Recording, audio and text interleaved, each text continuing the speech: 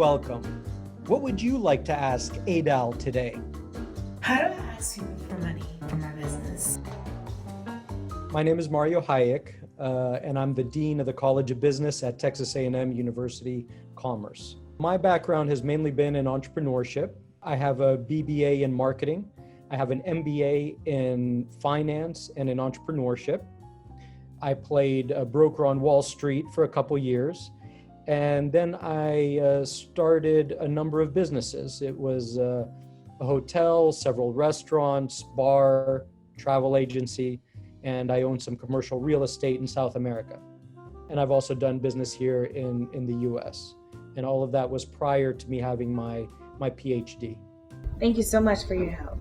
First of all, I think that you want to know the different options that you have. You know, many people actually put their own money right down when they're opening their own business. You know, another source of capital, obviously, are family and friends, right? I mean, we've all used family and friends. I can assure you that I have. You also have crowdsourcing. There are many investors out there who are willing to invest little bits of money, but if you get a ton of different investors, right, you'll have enough money.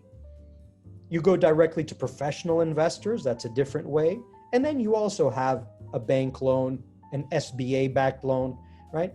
But first you need to figure out a few things about what you want and who you are, right? First of all, how much funding do you need, right? How much risk do you want to assume? How well do you play with others, right? I mean, trust me, I mean, there have been times I don't play that well with others. And so some people have told me, we're going to do things my way. I'm like, no, it's going to be my way. Well, I put in 50% of the money. Well, and then it's over, right? So you need to know you, and you need to know the other parties that you're getting involved with. No kidding. And so that also plays a big part in, do I get a loan or do I get investors, right? Are you willing to share in the decision making, or are you not? And how much risk are you willing to assume, right? All of these it's a big deal, right? So obviously, if you're going to get a loan, you can go to a bank, you can go to a private lender, or you could go to the SBA, right? So in any of those cases, what you're going to have to do is you're going to have to give them a few things, right? One, you're going to have to tell them, well, how much money are you going to put up, right? How much equity do you have?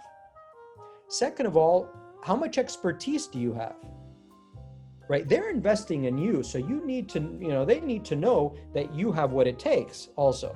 This isn't your first rodeo. If it's your first rodeo, are they going to be willing to lend you the money, right? Maybe yes, maybe no, right? They're also going to probably ask you for a business plan and financial projections. And also you want to think of, what personal assets are you willing to secure?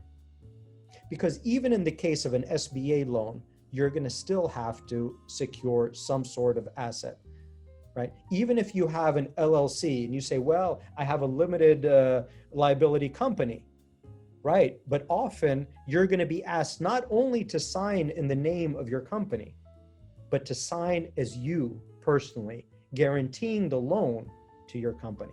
Wow. So all of these things are, topics that you want to take into consideration prior to getting a loan. Gotcha. You'll have investors who want to invest at different stages of a business, right? So you might have an angel investor who's just putting in seed capital right at the very beginning, right? Or you might have someone who says, well, how much have you sold already? Which is, again, one of those questions you watch on Shark Tank, right? So how much have you already sold? Well, I've sold $1 million or 100,000 or whatever it is. And they're interested in that second step, and they want to take you to the next level there.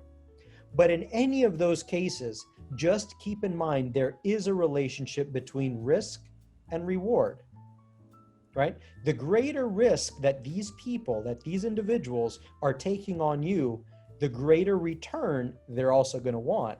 And often they're also going to want to have a say in your business, right? And you can't blame them, right? I mean, they're betting on you, right? So of course, they're going to give you their advice. They're going to try and help you. And that's the awesome part of it. They're here to help you, but they're also expecting a high return.